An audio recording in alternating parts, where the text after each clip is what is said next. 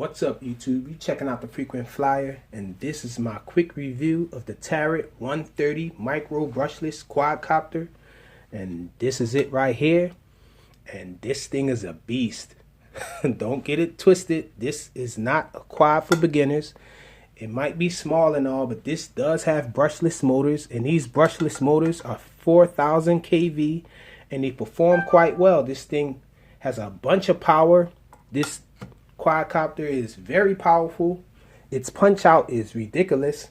It has a crazy punch out, considering that it's only 3S and it's just so small. This thing has a lot of power. You shouldn't have any problems with this coming out of strong maneuvers or anything, acrobatics. This thing can do it all, and it's just a really awesome flying quadcopter. Now, you can't really judge this type of quadcopter by the yaw rate or the deepness of its pitch or anything like that, because you can basically hook this quadcopter up to clean flight or beta flight. You can install beta flight on it too, and you can program it or tune it, as we like to say. So being able to tune it means that you can adjust the yaw rate and you can adjust the pitch and roll angles to your liking, so you can actually have this thing flying the way you want it to fly, given that you know how to tune.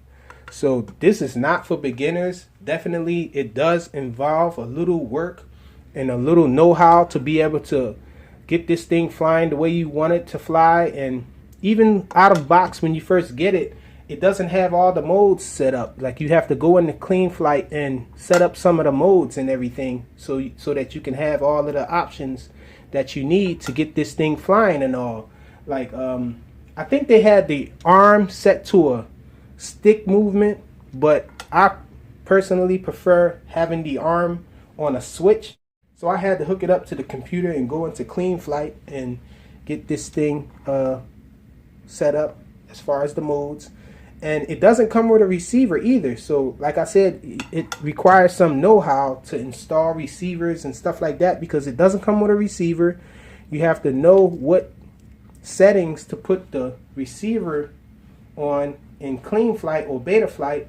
In other words, you have to know the options are, there's a few options for receivers. Like, you can go PPM, or you can go S-Bus, which is the way I went. The Free Sky receivers are S-Bus, and you can go satellite DSM-2 or DSM-X satellite receiver.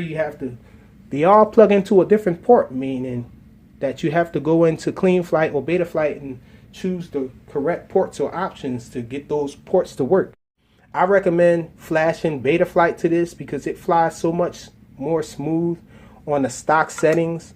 I imagine that you can probably get it flying smooth on clean flight. The stock PID settings on beta flight just seem to always have these little quads flying more smooth than clean flight. So beta flight is the way to go for now. And it doesn't come with a battery either, so I had to purchase this Nanotech 450 mAh 3S battery to get it flying and all. You have to install the patch on here, and you have to put the battery strap on, and for the most part that's it. And just installing the receiver, as I said, and going into clean flight and hooking it up. And this is a really nice battery, so I recommend this battery for this, the Nanotech 450 mAh 3S battery. And this thing comes already, I thought coming in a box like this you would think that you have to build it, but it came already assembled, and all I had to do was those things that I mentioned. Now, one thing that I don't like about it is the battery strap. The battery strap, it just takes more time to get it fastened in, get the battery fastened in.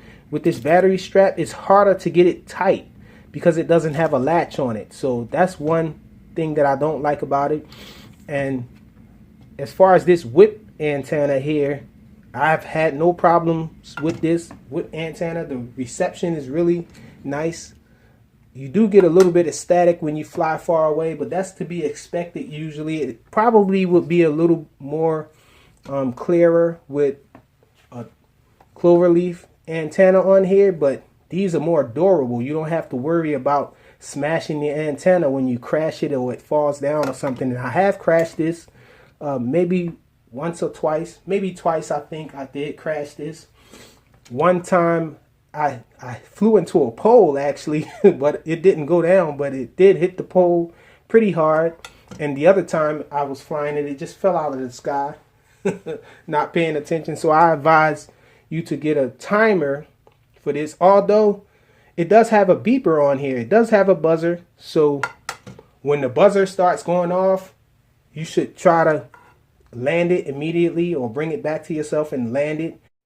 I recommend not doing any high stress maneuvers or anything like that, anything that requires a lot of power, because it'll just cut off when it gets to that point. So as soon as you hear the beeping, bring it in. That's it. And that's better for your batteries as well, to not let them just drop out of the sky. And so that's it. This is just a really nice little micro quadcopter with brushless motors, and it does have little soft feet under the bottom there. The beeper, the buzzer is on the bottom here too. And oh, this camera here is adjustable, and you can see it on the bottom here. You can like move it up and down. But this camera here, mine, I don't know if it's with all the models, but my model here, the camera seems to be blurry, but not things up close, just things off in the distance seem a little blurry with it. And I was thinking that maybe I can adjust the lens. That's probably what it is, but I think they put some glue on the lens to stop it from coming out of focus, but they didn't do a very good focus on it.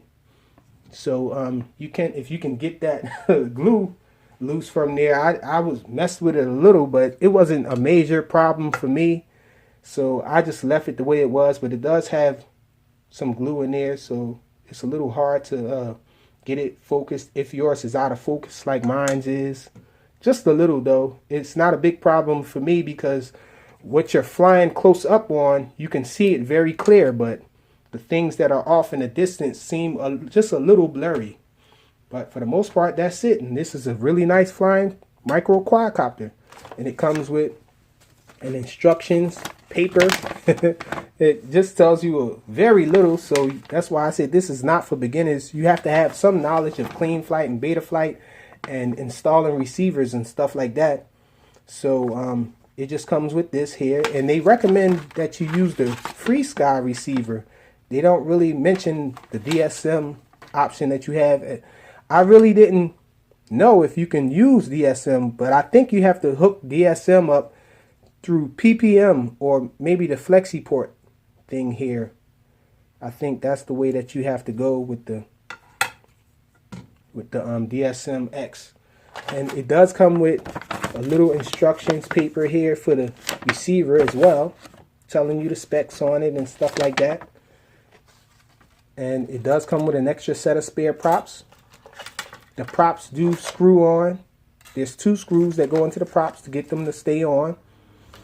And it comes with this cable for the FlexiPort here. And this cable is what you use to hook it up through USB to your laptop or computer, your desktop computer. And it doesn't have a micro USB on the other end. That's one thing that I wish it would have had instead of this. Something more universal, but this is not bad. Some of the other ones have this. So let's go check it out. Okay, so I'm out here with the Tarot 130. It's been very cold. Last night we had snow out here, believe it or not. It was real cold, icy rain and all. But now, today, it was just really nice outside. I actually don't have a jacket on out here. I'm out here with just a shirt on, 2 shirts. So it is very windy out here though. So we're about to just do a quick line of sight of this, and then maybe some FPV a little. I did install beta flight in here. It's beta flight 3.01. Yeah, 3.01 this time. And I pretty much have everything set up. I'm not that great at tuning. Right now I don't know how to tune that well, so I'm not going to expect it to fly all that great, but in angle mode I did get it to fly very good. So it's not going to fly great in acro, I'm guessing, but we're going to try it out though anyhow. But let's do a line of sight in angle mode right now. So we're going to be flying with the Nanotech 450 mAh 3S. So try to get this thing mounted on here. Trying to get all the wires out the way. I don't like this battery strap that comes with this thing. Kind of hard to strap things down. I do got some Velcro on the battery too to help it not move around. We're flying it with the Tyrannus too. Welcome to OTX.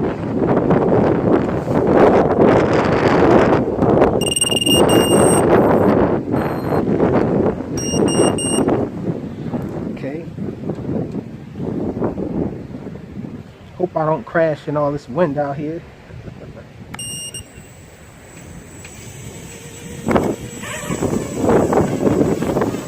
So you can see immediately the wind's blowing it towards the right.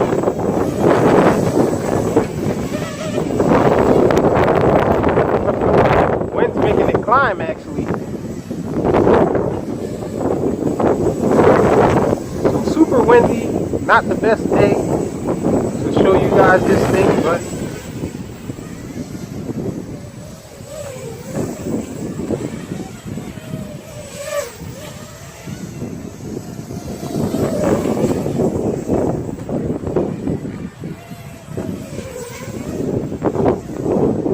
I'm not daring to kick the throttle all the way up with all this wind. Actually, let's take it out here where we have more room.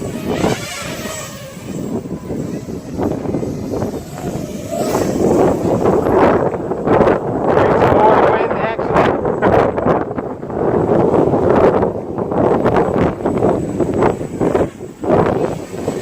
But I got a lot of pitch on it and all.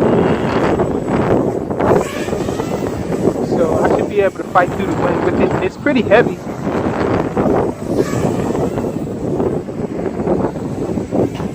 So the worst the wind might do is probably make me get some unexpected height.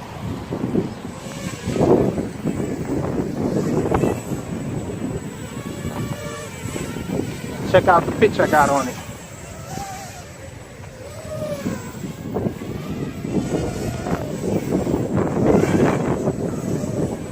I think I got the pitch at 80.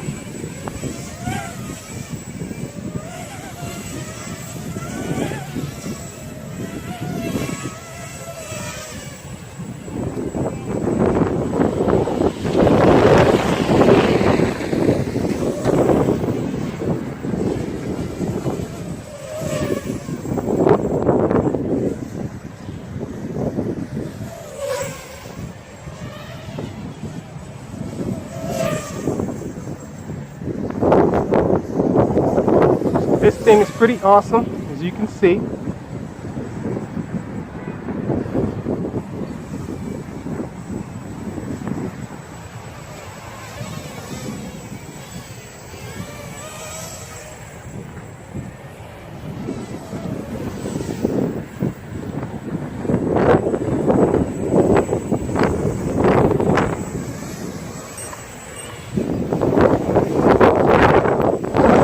Not any beeping from the beeper yet.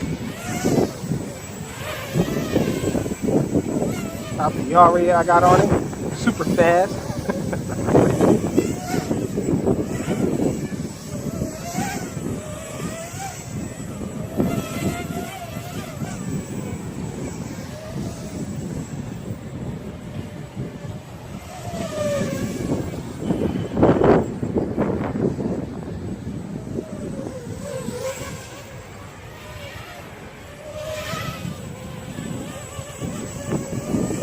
So a lot of nice flight time with this small battery here on it.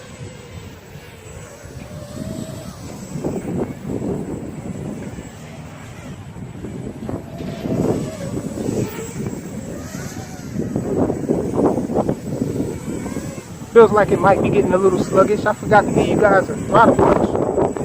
Let's try Yeah, it's not bad at all, but if I would have done it early on, it would have been better than that, pretty sure. As you can see, no shortage of power still. And the buzzer barely sounds off, even when I'm kicking up throttle, and it seems like it's getting a little sluggish.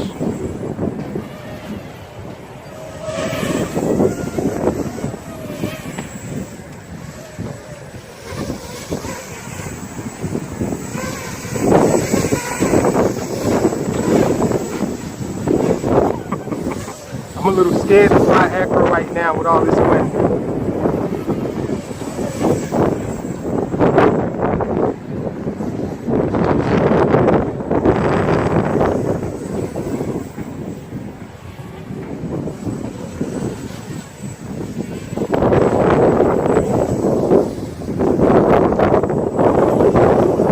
Quick flip.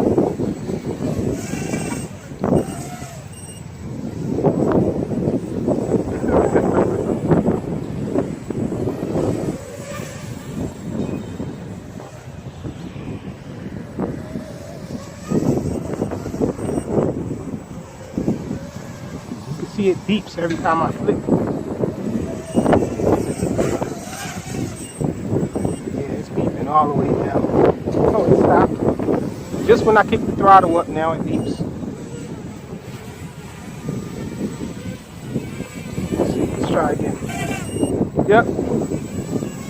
But I guess if I fly it around like this, it won't beep.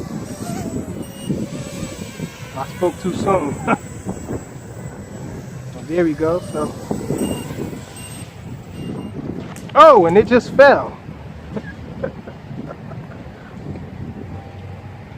So I guess I should have paid attention to the buzzers. Didn't fall from up high, thank goodness. Let's check it out, make sure nothing's jacked up on it. Not even a broken prop or a bent prop. So that's the line of sight flight of the Tarrant 130 with the Tyrannus.